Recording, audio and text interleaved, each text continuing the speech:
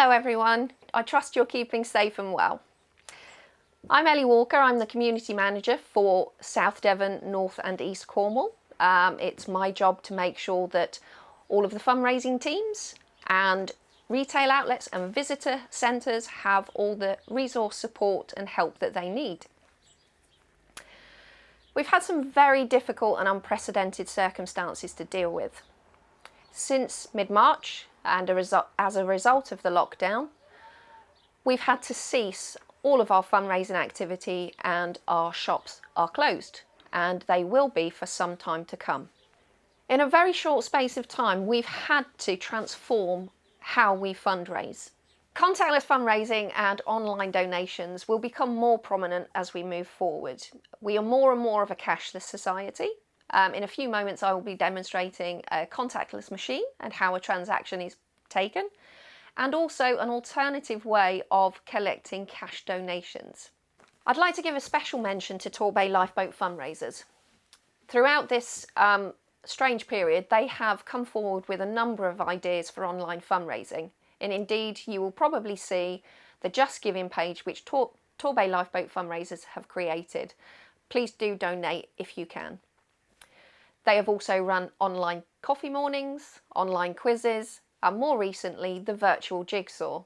I looked at the Just Giving page this morning and it had raised £1,641, so thank you everyone for supporting these little initiatives. They really do make a great deal and make a great difference. We're all aware of the traditional newsletter that gets sent around to everyone. Well, we decided we're going to make it a little bit more interesting, a little bit more engaging, and turn it into a video format. It's the aim of this Lifelines programme to cover all of the South Devon area. So from Exmouth, Teignmouth, Torbay, Dartmouth, Salcombe and Plymouth. The programme will rotate, hopefully, around all of these stations, so you have a much wider view of all the fundraising activity, all of the rescues, and get to know a bit more about all of the stations that are in South Devon. We hope you enjoy it. As I mentioned earlier, I would be demonstrating some alternative ways to fundraise. So with me here I've got Cover the Flag, which is something that we can do safely at a distance. You put the flag on the ground and anyone walking by with change in their pockets can throw the money on. You can do this from a 2 metre safe distance. So when we are out and able to perform collections again, Cover the Flag is a really good, safe way to do it. What we've also got, and which we will be rolling out to branches in September, are these little contactless donation machines. So it can be preset with a donation amount, so £1, £2, £3, £10. Contactless is always up to a maximum of £30. And it's very simple.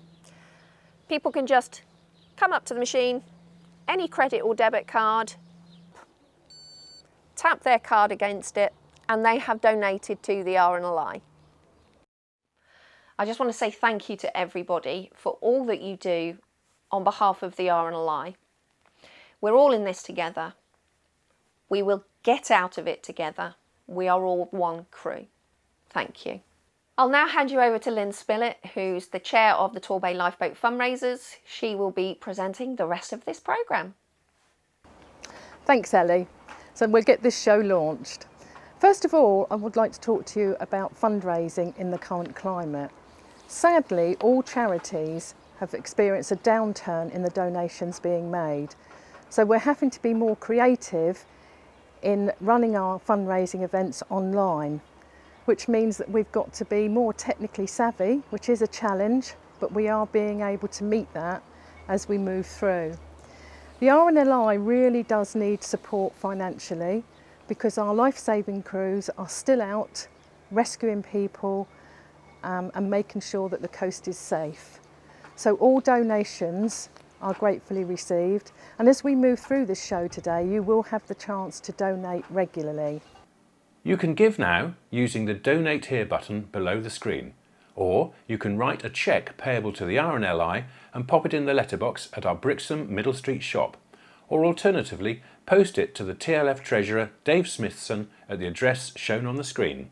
So before we go any further with the fundraising part of this show, I'd like to just hand over to our Torbay Lifeboat coxswain, Mark Criddle, who's going to talk about the operational side of rescues which have taken place lately. Over to you, Mark. Here we are at Torbay. I'm on the all-weather boat, the 7 class lifeboat. In fact, we actually have 2 at the moment. We have 2 7s here. During the lockdown period, had a relief boat from Poole, and that relief boat has unfortunately had to stay here due to the lack of movement of people and crews. We also have a D class at Torbay, and that's away at in the station. So leading up to recent times now, certainly due to the lockdown, the boat and all of the normal work that we would have done has been particularly quiet. But since the lockdown has been lifted and now people can travel around and do a bit more water activity, the shout count has gone up dramatically. So it has been a lot of pressure on the station recently because we're still trying to observe the 2 metre distance in a very small place. We're having to manage 30 crew coming down to the station to pick crew in the car park, and only the lads that are picked for either boat are going into the station.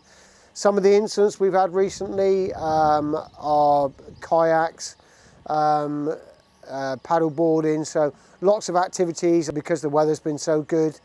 We've also had a few breakdowns where boats have not been serviced over a period of time, and again they've been allowed to go out in their boats and made use of the good weather.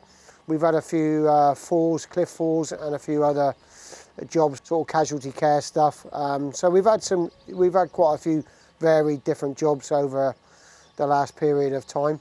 Normally, again, we would have had school trips down here, some educational stuff, some tours around the station and the lifeboat, introducing some safety to the kids. So I'm going to hand you over to Carol, who would have assisted me as the visitors officer and the education officer, and she's going to explain a little bit more and give you a tour around the boat and the station and the D class. My name's Carol Pearson and I'm the Lifeboat Visits Officer here at Torbay Lifeboat Station. It is Torbay Lifeboat Station, although it's based in Brixham. We have a 7 class lifeboat here. Now all lifeboats are named after rivers, so it's a River 7. Somebody asked me about the latest boat, is it a number 8? I said no, it's a Shannon, which is the first one to be named after an Irish river. But this is a 7, the largest lifeboat in the fleet. This boat's nearly 20 years old, and I think you'll agree as we look around it, it's in very good order. We look after it very well. It's our boat and we look after it. It's a very busy station and the boat goes out a lot. So we step on board and we go straight onto the aft deck at the back there, and we look at the crane, we look at the little Y boat that we launch with the crane, and we look at all the bits and pieces that are in that area. And then we'll go into the boat and we'll look in the medical area where there's seating there for a dock, and we can carry a couple of casualties laid down. We can give them all the care we need. All our boys and girls are advanced first aid trained. So they're not just first aiders that stick a plaster on, they're advanced first aid trained.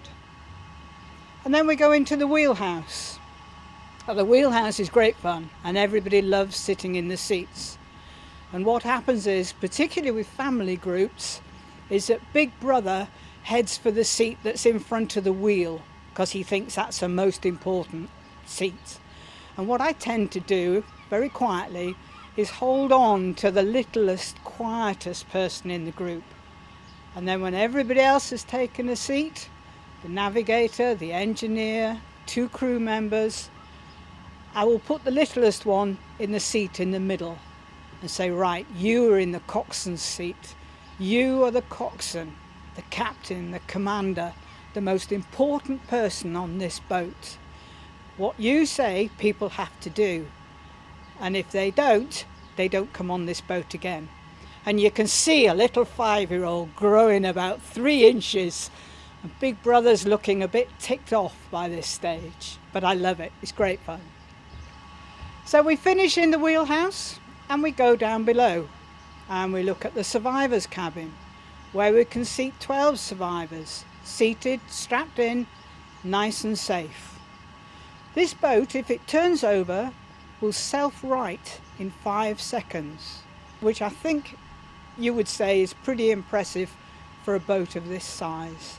But strapped in, 12 survivors down below.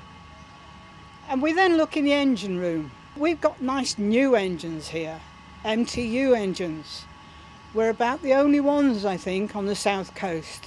Then we come out the far side from where we're standing now, and we go round to the foredeck and we look at the anchors. And we'll look back onto what we call the flying bridge.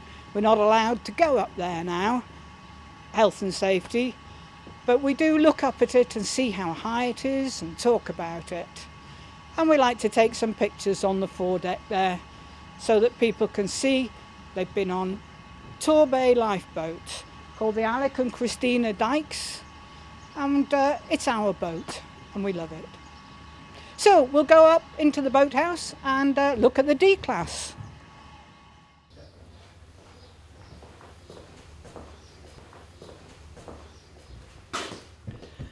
Okay, so this is the boathouse, and this is our D-class lifeboat.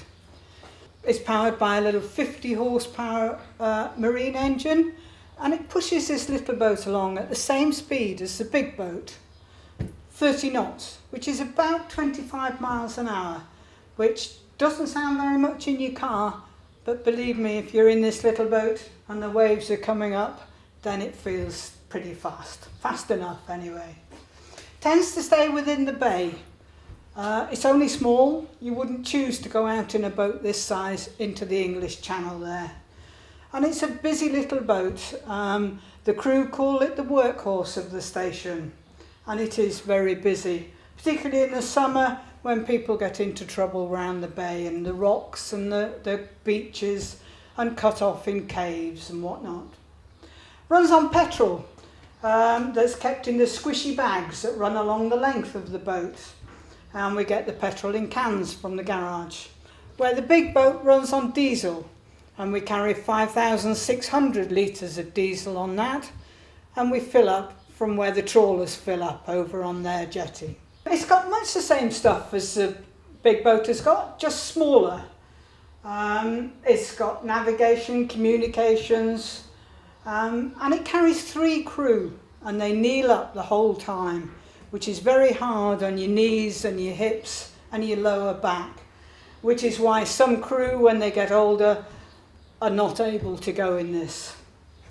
So when we go through and you look at the suits, although we've got 30 crew here, you'll see that there aren't 30 suits for this little inshore lifeboat. Apart from the D-class, in the boathouse here, we have lots of notice boards and pictures on the walls. The boards all show us who our coxswains have been, what boats we've had here at Torbay. And I think it was one of the crew painted a lovely picture that shows all the nasty things that people get up to that are really, really not safe. When we've finished doing that, we'll go upstairs into the crew room and try some kit on maybe. So if the little boat's going out, they get kitted up and they put these what they call huggy bears on over their work clothes so they keep nice and warm. And then they put on a dry suit. Now you'll see if you look at the top, they have their own dry suits. They've got their names there.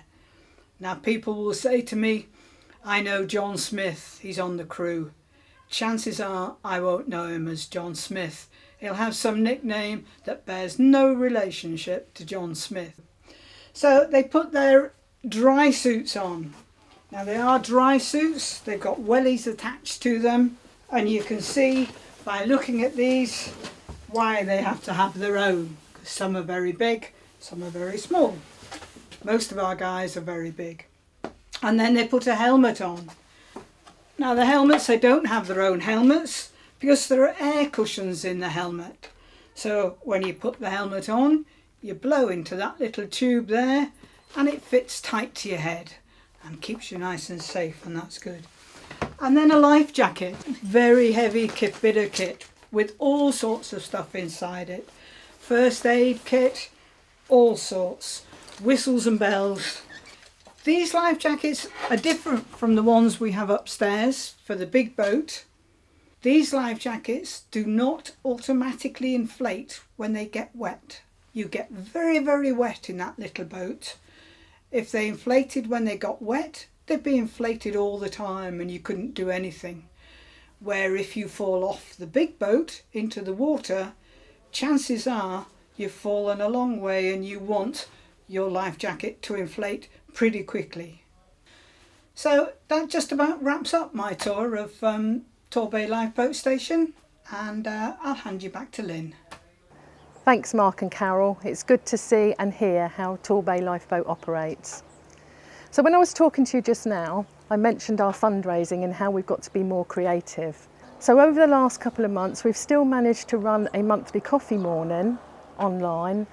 Instead of meeting face to face, we're inviting people to make their own cup of coffee, but still donate £5 via our Just Giving site.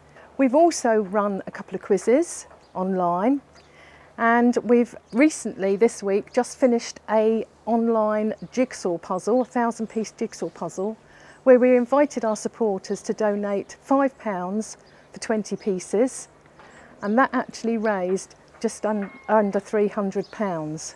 So we've also had a couple of our members who have been selling things from their doorstep, so selling plants. And we've had one of our committee members who's just completed the RNLI 2.6 challenge, which raised over £1,200. So you can see just by some creative thinking, we are being successful and still bringing some money in. And here's your opportunity now to dig deep and perhaps make a donation during this show. You can give now using the Donate Here button below the screen, or you can write a cheque payable to the RNLI and pop it in the letterbox at our Brixham Middle Street shop, or alternatively post it to the TLF Treasurer Dave Smithson at the address shown on the screen. So what we're going to do now, we're going to do a short quiz. It's just for fun, no prizes, but it's just to give you a taster of the sort of thing that we will be including in future shows. It's only a few questions, see how you do, and we'll give you the answers at the end of the show.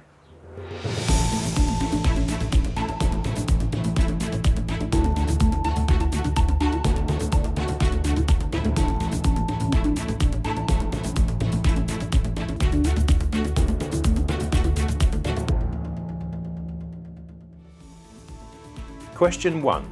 In what year was the Ice Prince rescue, which resulted in an RNLI Silver Medal Award to Torbay coxswain Mark Criddle and the thanks of the institution on vellum for the crew members? Question 2. What is the name of Torbay inshore lifeboat?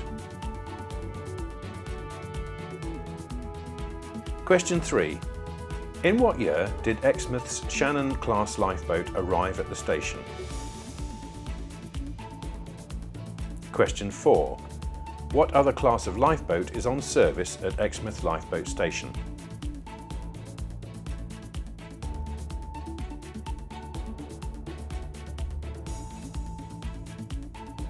Question 5. How long has there been a lifeboat stationed at Teignmouth? Question 6. What class of lifeboat is in service at Teignmouth?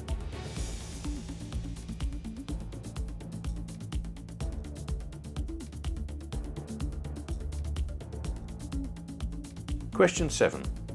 In what year did the inauguration of the first Dartmouth lifeboat take place? Question 8. What is the name of the current Dart lifeboat?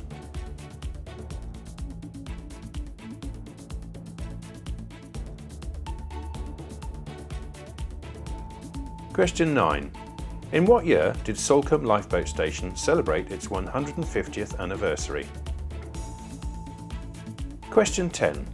What is the crew complement of Salcombe's Atlantic 85 class lifeboat?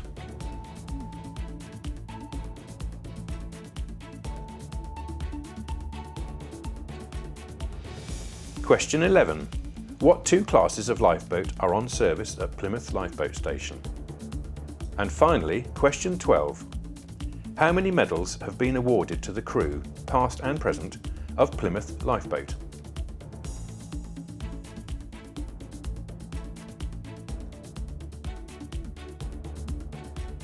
So I hope you enjoyed your quiz. As I say, the answers will come at the end of the show. So I just want to talk now a little bit about shopping from the RNLI. And as you know, unfortunately, our shop in Middle Street in Brixham and our kiosk here is closed until after the summer months. But you can still get all your popular items online. If you just search for RNLI shop on Google, you will find it. So things like, you can still get your Betty Bear. Here she is, lovely present. So she's still available and she's only £6. The other things you can get are the Wow toys, which are really good sellers in the RNLI. This is Rescue Boat Bob, and he's available at the RNLI online shop as well. Many of you will be missing your RNLI tea because the shops are shut. Here's your tea, and you can still get that at the RNLI shop online. So just take a look, have a search on Google, RNLI shop, and you can still get all the goods that you normally buy from us locally. So I mentioned earlier about the various ways that we're raising money in Torbay Lifeboat fundraisers, and one of the normal things we sell is yellow welly marmalade, which is made by one of our Torbay Lifeboat fundraisers. And he's now going to show you the process he goes through to make that marmalade. Sadly, you can't buy it at the moment, but he is selling it from his doorstep. So over to you, Graham.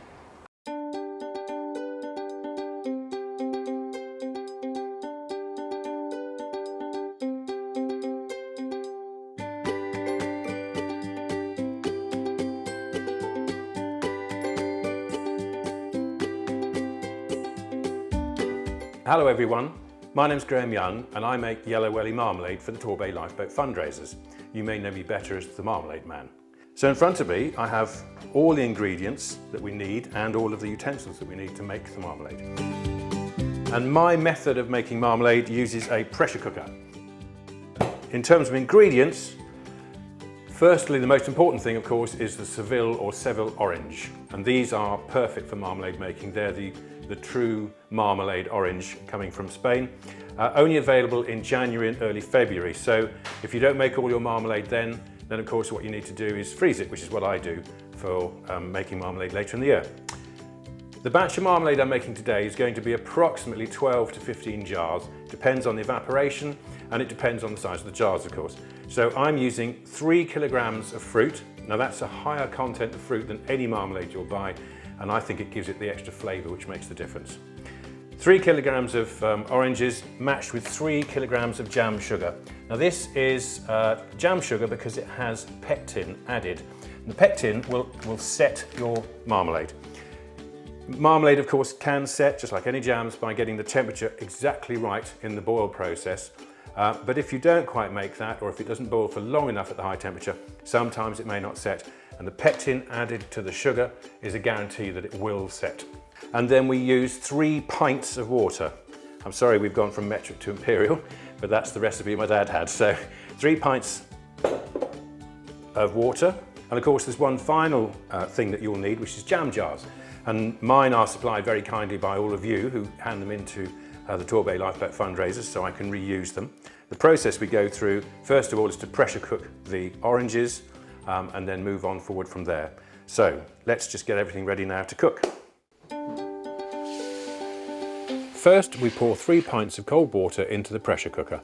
Don't be tempted to increase the quantity of water to make more marmalade, as it just won't set. Then put all the oranges into the pressure cooker. Make sure that the oranges are washed and scrubbed before cooking, as we will be using the cooking water in the recipe. The one I use will take exactly 3 kilos with a little gentle persuasion. Secure the lid on the pressure cooker and turn the hob on to full. Once the water is boiling, place the top onto the safety valve and set your timer for 16 minutes.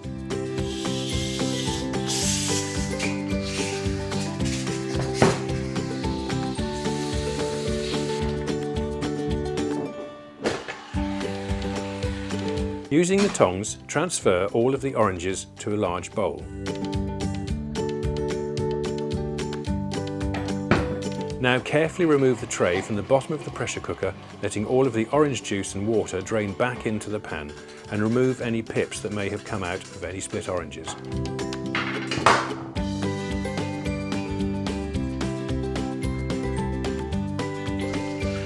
Now add the cooking water to the large pan you have, ready to boil the marmalade. At this stage you can add 3 kilos of sugar to the liquid, as it will start to dissolve while you work on the next stage of the process.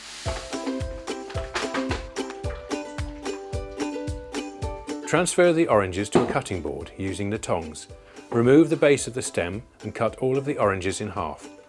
Leave them to cool for a few minutes before the next stage.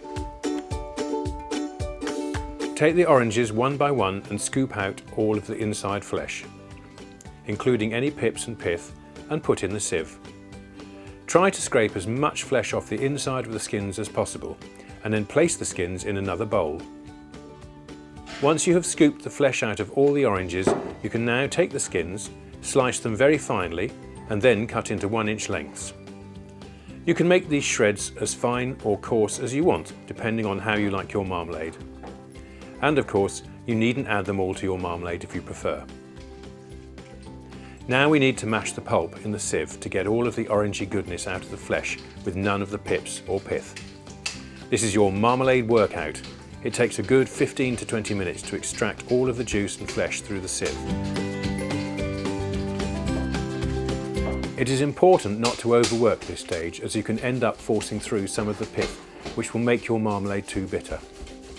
When the mixture goes a grey-yellow colour and loses its moisture, you know you are there. Carefully remove all of the pith and pips from the sieve and throw away.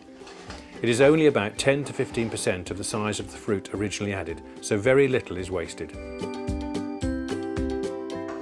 Now turn the sieve over and with a tablespoon carefully remove all of the orange flesh from the underside of the sieve and add it to the marmalade mixture.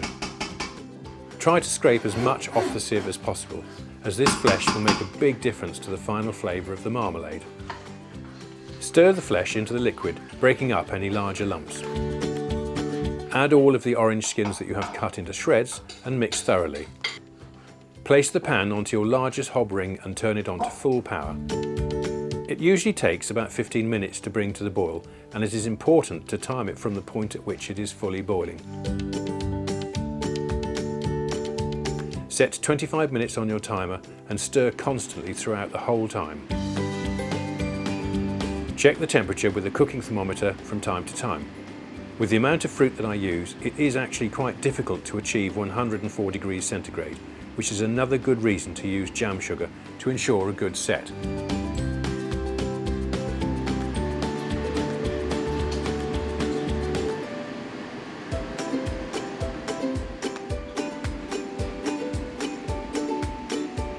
Once the 25 minutes is up, take the pan off the heat and take a small sample with a teaspoon. Place this onto a small plate and put it in the freezer for just a few minutes. It will cool enough to confirm that you will or won't get a good set. If it stays very runny, just give it another 5 minutes of cooking and try again. Now you can start to bottle with your sterilised lids and jars. The marmalade will usually take about 5 to 6 hours at room temperature to start to set, but the effects of the pectin can take longer, and I've had marmalade that has taken between 1 and 2 days to set. I try to achieve a tawny colour for the yellow welly marmalade with a fairly light set. Longer cooking times will create a thicker set and a darker colour, but again, I think that this can add too much bitterness to the marmalade and even a very slight burnt or caramelised flavour, which I try to avoid.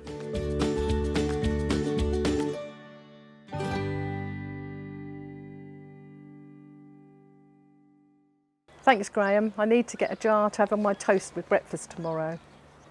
So one of our ideas for future show is to run a photographic competition, and one of our Torbay Lifeboat fundraisers is a keen photographer, and here's a sample of his photos to give you an idea of what we would be looking for.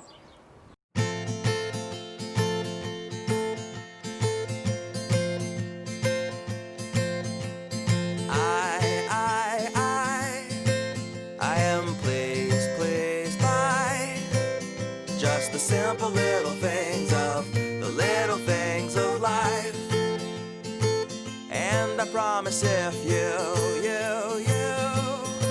take the time,